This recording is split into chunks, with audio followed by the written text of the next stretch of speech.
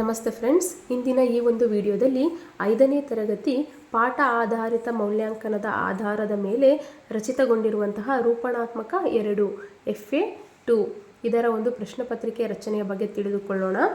ವಿಷಯ ಪರಿಸರ ಅಧ್ಯಯನ 5ನೇ ತರಗತಿ. ಸರಿನಾ? ಈಗ ಮೊದಲಿಗೆ ನಾನಿಲ್ಲಿ ಒಂದು ಬ್ಲೂ ಪ್ರಿಂಟನ್ನು ಹಾಕೊಂಡಿದ್ದೀನಿ. ಕಠಿಣತೆ ಮಟ್ಟ ಆಧಾರಿತ ಅಂಕಗಳ ಹಂಚಿಕೆ ಅಂತ ಒಂದು ನೀಲನಕ್ಷೆಯ ಮಾದರಿಯನ್ನು ಹಾಕೊಂಡಿದ್ದೀನಿ. ಇಲ್ಲಿ ಕ್ರಮ ಸಂಖ್ಯೆ, ಪ್ರಶ್ನೆಯ ವಿಧ, ಪ್ರಶ್ನೆ, ಅಂಕ, ಶೇಕಡ ಬರ್ಕೊಂಡಿದ್ದೀನಿ ಸ್ನೇಹಿತರೆ. ಈಗ ನಾವು ನೋಡೋದಾದರೆ, ಈಗ ನಾವು ಇರುವಂತಹ 8 ಘಟಕಗಳಲ್ಲಿ ಇಲ್ಲಿಂದ ಈ 4 ಘಟಕಗಳು ಏನಾಗಿದೆ, ಇಲ್ಲಿ ನಾವು FA1ಗೆ ತೊಗೊಂಡಿರ್ತೀವಿ. ಸರಿನಾ? ಸೊ ಈಗ ಘಟಕ 5, ಘಟಕ 6, ಘಟಕ 7 ಹಾಗೂ ಘಟಕ 8 ಈ 4 ಘಟಕಗಳನ್ನು ಕ್ರೋಢೀಕರಿಸಿ ನಾವು ಏನನ್ನು FA2ವನ್ನು ಮಾಡಬೇಕಾಗಿರುತ್ತೆ ಸ್ನೇಹಿತರೆ. ಸರಿನಾ? ಈ FA2ಗೆ ಈ 4 ಘಟಕವನ್ನು ಪರಿಗಣಿಸಿ ಪಾಠ ಆಧಾರಿತ ಮೌಲ್ಯಾಂಕನದ ಆಧಾರದ ಮೇಲೆ ಹೇಗೆ ಒಂದು FA2 ಪ್ರಶ್ನೆ ಪತ್ರಿಕೆಯನ್ನು ತಯಾರಿಸ್ಬೋದು ಅನ್ನೋದನ್ನು ನೋಡೋಣ ಸ್ನೇಹಿತರೆ. ಈಗ ಬ್ಲೂ ಪ್ರಿಂಟ್ ಬಗ್ಗೆ ನೋಡೋದಾದರೆ, ಈಗ ನಾನು ಸುಲಭದ ಪ್ರಶ್ನೆಗಳನ್ನ ನಾನು ಶೇಕಡ 100ಕ್ಕೆ ಎಷ್ಟನ್ನು ತೊಗೋತೀನಿ ಅಂದರೆ ಶೇಕಡ 60ನ್ನು ತೊಗೋತೀನಿ. ಸಾಧಾರಣ ಪ್ರಶ್ನೆಗಳನ್ನ ನಾನು ಶೇಕಡ 26% ತೊಗೋತೀನಿ. ಕಠಿಣ ಪ್ರಶ್ನೆಗಳನ್ನ 100ಕ್ಕೆ ನಾನು ಎಷ್ಟು ತೊಗೋತೀನಿ? ಶೇಕಡ 14ನ್ನು ತೊಗೋತೀನಿ ಸ್ನೇಹಿತರೆ. ಸೊ ಇಲ್ಲಿ ಸುಲಭ ಪ್ರಶ್ನೆಗಳು ಶೇಕಡ 60 ಅಂದರೆ ನಾವು 15 ಅಂಕಗಳಿಗೆ ಹೋಲಿಕೆ ಮಾಡಿದಾಗ ಎಷ್ಟು ತೊಗೊಳ್ಬೇಕಾಗತ್ತೆ? 9. ಸಾಧಾರಣ ಪ್ರಶ್ನೆಗಳನ್ನ ನಾವು ಎಷ್ಟು ಅಂಕ ತೊಗೊಳ್ಬೇಕಾಗತ್ತೆ? 15 ಅಂಕಗಳಲ್ಲಿ 26%ಗೆ ಅಂದಾಗ ನಾವು 4 ತೊಗೊಳ್ಬೇಕಾಗತ್ತೆ. ಕಠಿಣಕ್ಕೆ ಸಂಬಂಧಪಟ್ಟಂತೆ ನಾವು 14% ಅಂದಾಗ 15 ಅಂಕಗಳಿಗೆ ಎಷ್ಟಾಗುತ್ತೆ? ಅದು 2 ಅಂಕಗಳಿಗೆ ತೊಗೊಳ್ಬೇಕಾಗತ್ತೆ. ಒಟ್ಟಾರೆಯಾಗಿ ಎಷ್ಟು ಅಂಕಗಳು? 15 ಅಂಕಗಳು. ಸರಿನಾ? ನೆಕ್ಸ್ಟ್ ಈಗ ನಾವು ಪ್ರಶ್ನೆ ಪತ್ರಿಕೆ ರಚನೆ ಬಗ್ಗೆ ನೋಡ್ತಾ ಹೋಗೋಣ. ಫಸ್ಟ್ ಮೇನು, ಈ ಕೆಳಗಿನ ಪ್ರಶ್ನೆಗಳಿಗೆ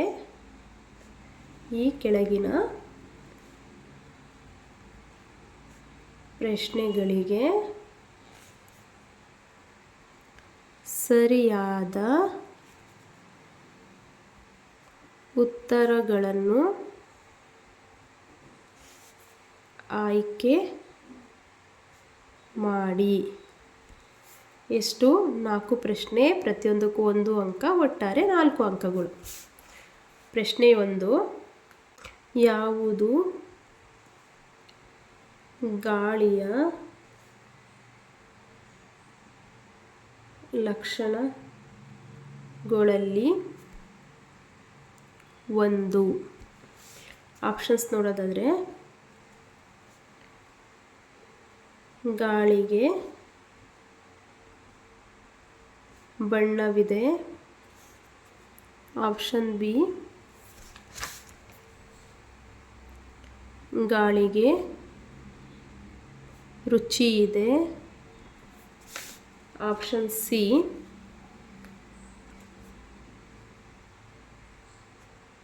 ಗಾಳಿಯು ಸ್ಥಳವನ್ನು ಆಕ್ರಮಿಸುತ್ತದೆ.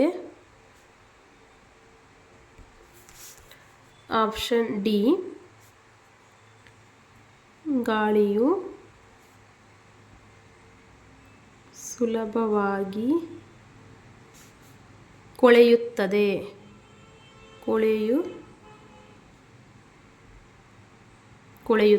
ಸರಿನಾ? ಇದು ಒಂದು ಮೊದಲನೇ ಪ್ರಶ್ನೆ. ನೆಕ್ಸ್ಟು ಎರಡನೇ ಪ್ರಶ್ನೆಯನ್ನು ನೋಡೋಣ.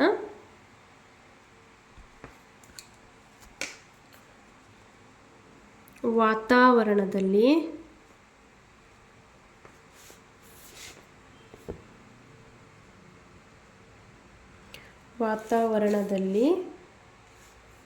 ಅತ್ಯಂತ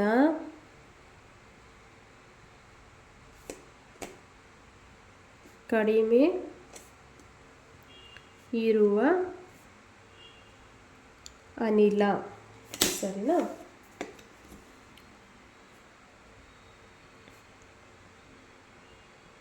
ವಾತಾವರಣದಲ್ಲಿ ಅತ್ಯಂತ ಕಡಿಮೆ ಇರುವ ಅನಿಲ ಯಾವುದು? ಆಪ್ಷನ್ಸ್ ನೋಡೋದಾದರೆ ಇದಕ್ಕೆ ಸಂಬಂಧಪಟ್ಟಂತೆ ಆಮ್ಲಜನಕ,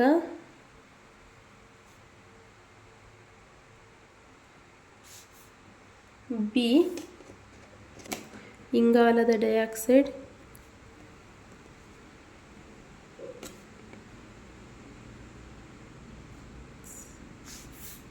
ಸಿ ಸಾರಜನಕ, ಡಿ ನೀರಾವಿ. ಆಯಿತಾ. ಪ್ರಶ್ನೆ 3, ಶುದ್ಧ ನೀರಿಗೆ ಯಾವ ಗುಣಗಳು ಇರುವುದಿಲ್ಲ? ಸರಿನಾ? ಆಪ್ಷನ್ಸ್: ಎ ರುಚಿ ಮತ್ತು ವಾಸನೆ, ಬಿ ಬಣ್ಣ ಮತ್ತು ವಾಸನೆ, ಸಿ ರುಚಿ ಮತ್ತು ಬಣ್ಣ, ಡಿ ರುಚಿ ಮತ್ತು ಬಣ್ಣ.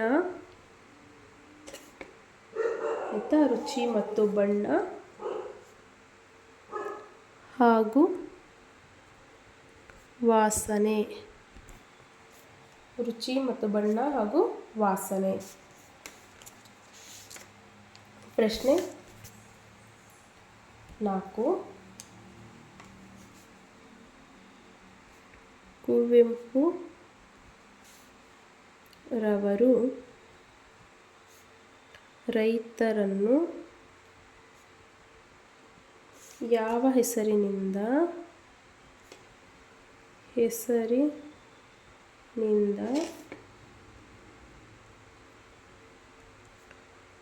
ಸಂಬೋಧಿಸಿದ್ದಾರೆ? ನೋಡಿಲಿ, ಕುವೆಂಪುರವರು ರೈತರನ್ನು ಯಾವ ಹೆಸರಿನಿಂದ ಸಂಬೋಧಿಸಿದ್ದಾರೆ? ಸರಿನಾ?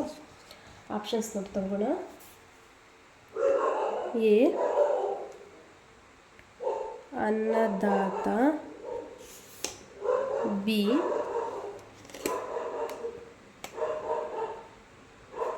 ಉಳುವ Yogi, C Karmaveera, D A ಮತ್ತು ಬಿ ಎರಡು. ಸೊ ಯಾವುದು ಅನ್ನೋದನ್ನು ನಾವು ಬರಿಬೇಕಾಗತ್ತೆ. ಆಯ್ತಲ್ಲ ಫ್ರೆಂಡ್ಸ್. ಈ ನಾಲ್ಕು ಕೂಡ ಸುಲಭಕ್ಕೆ ಸಂಬಂಧಪಟ್ಟಿರುವಂಥ ಪ್ರಶ್ನೆಗಳು. ಕಾಣ್ತಿದೆ ಅಂತ ಅನ್ಕೋತೀನಿ.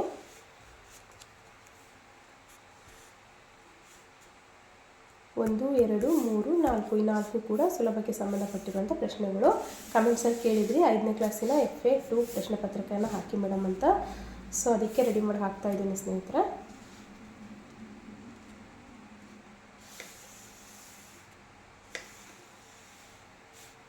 ಆಯಿತಾ. Next second main. ಕೆಳಗಿನ ಪ್ರಶ್ನೆಗಳಿಗೆ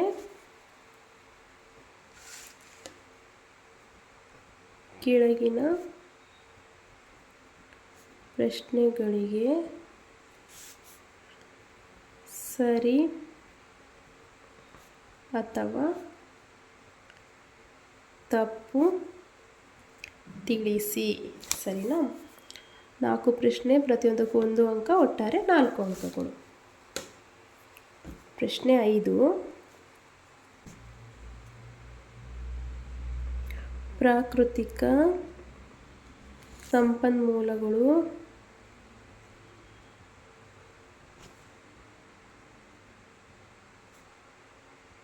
ಜೀವಿಗಳಿಗೆ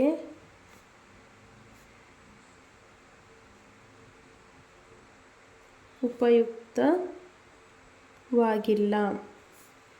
ಬರಿಬೇಕಾಗತ್ತೆ. ಪ್ರಶ್ನೆ 6, ಗಾಳಿಗೆ ತೂಕ ಇಲ್ಲ. ಪ್ರಶ್ನೆ 7, ಮಳೆ ನೀರಿನ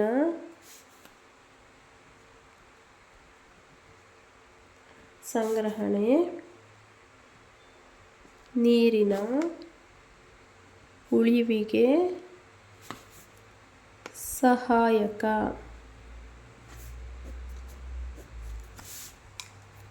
ಪ್ರಶ್ನೆ 8,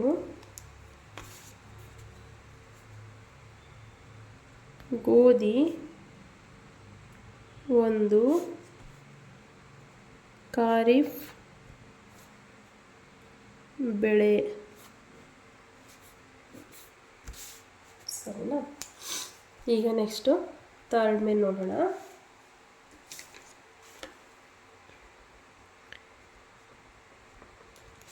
ಕೆಳಗಿನ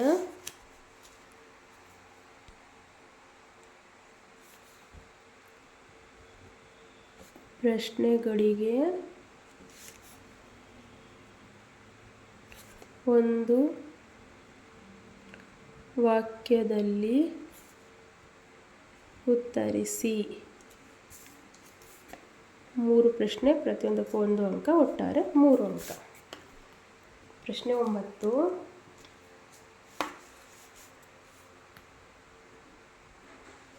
ಕೃಷಿಯು ಯಾವ ತರಹದ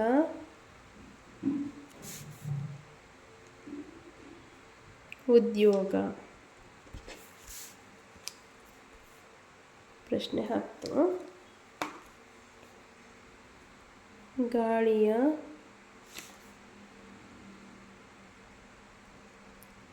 ಪ್ರಮುಖ ಮಾಲಿನ್ಯಕಾರಕ.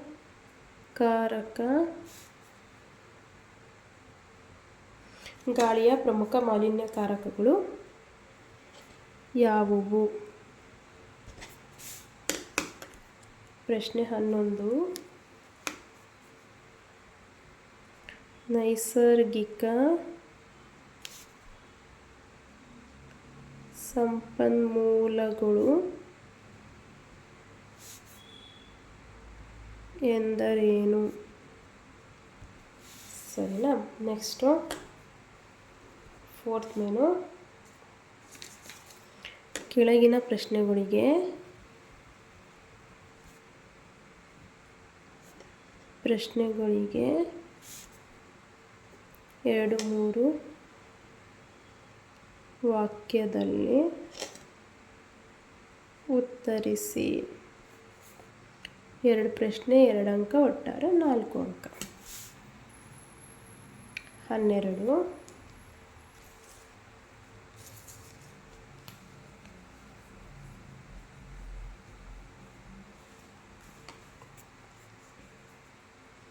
ನೀರನ್ನು ಜೀವಜಲ ಎಂದು ಏಕೆ ಕರೆಯುತ್ತಾರೆ?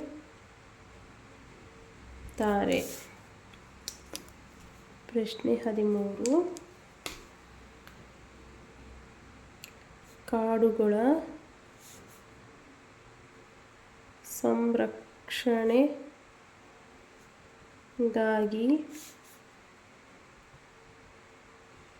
2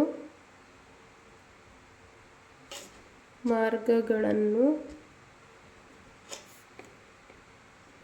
ತಿಳಿಸಿ. ಸರಿನಾ? ಈಗ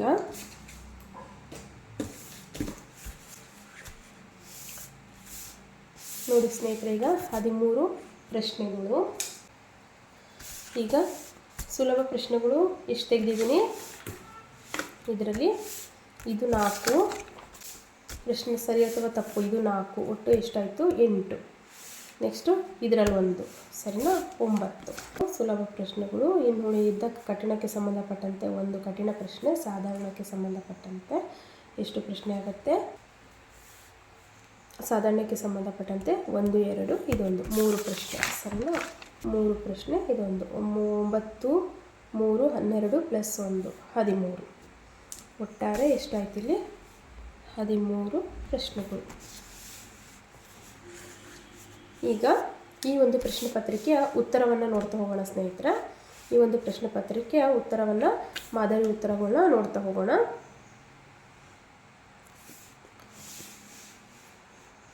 ನೋಡಿ ಇಲ್ಲಿ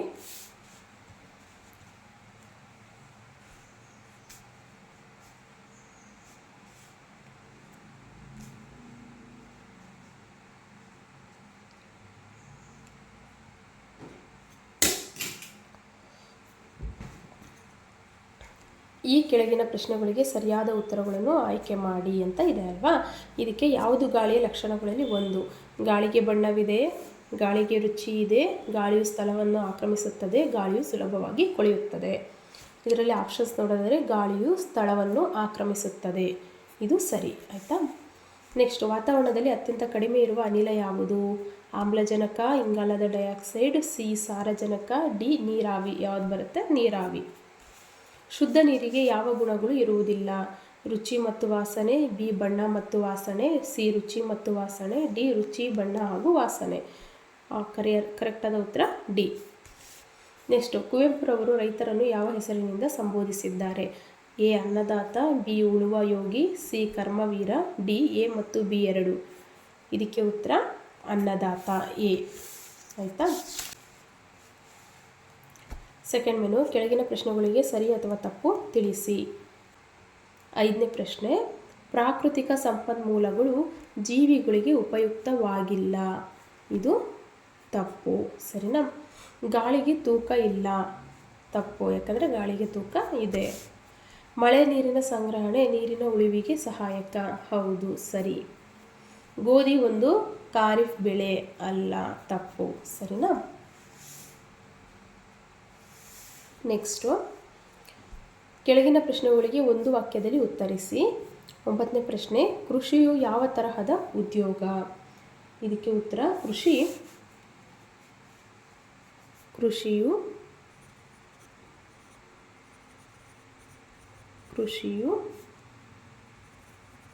ಪ್ರಾಥಮಿಕ ಉದ್ಯೋಗವಾಗಿದೆ, ಸರಿನಾ. ನೆಕ್ಸ್ಟು, ಗಾಳಿಯ ಪ್ರಮುಖ ಮಾಲಿನ್ಯಕಾರಕಗಳು ಯಾವುವು ಅಂತ ಕೇಳಿದ್ದೀನಿ. ಯಾವುದ್ಯಾವುದು ನೋಡೋದಾದರೆ ಹೊಗೆ, ಧೂಳು ಮತ್ತು ಕಾರ್ಖಾನೆಗಳಿಂದ ಹೊರಬರುವ ಅನಿಲಗಳು. ಕಾರ್ಖಾನೆಗಳಿಂದ ಹೊರಬರುವ ಅನಿಲಗಳು, ಸರಿನಾ. ನೆಕ್ಸ್ಟು, ನೈಸರ್ಗಿಕ ಸಂಪನ್ಮೂಲಗಳು ಎಂದರೇನು? ಇದಕ್ಕೆ ಉತ್ತರ ನಮಗೆ ಪ್ರಕೃತಿಯಿಂದ ದೊರೆಯುವ ವಸ್ತುಗಳನ್ನು ನೈಸರ್ಗಿಕ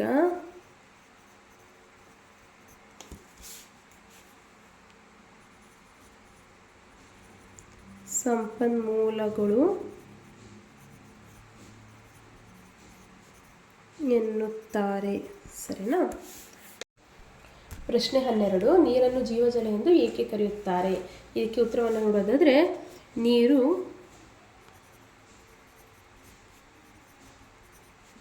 ಭೂಮಿ ಮೇಲಿನ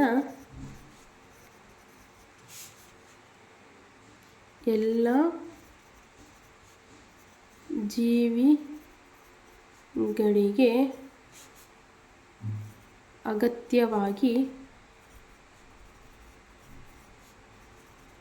ಬೇಕು. ಹಾಗಾಗಿ ನೀರನ್ನು ಜೀವಜಲ ಎಂದು ಕರೆಯುತ್ತಾರೆ, ಸರಿನಾ. ನೆಕ್ಸ್ಟು, ಕಾಡುಗಳ ಸಂರಕ್ಷಣೆಗಾಗಿ 2 ಮಾರ್ಗಗಳನ್ನು ತಿಳಿಸಿ. ಪ್ರಶ್ನೆ 13 ಅಲ್ವಾ. ಇದಕ್ಕೆ ಉತ್ತರ ನೋಡೋದಾದರೆ, 1 ಏನು ಹೆಚ್ಚು ಹೆಚ್ಚು ಮರಗಳನ್ನು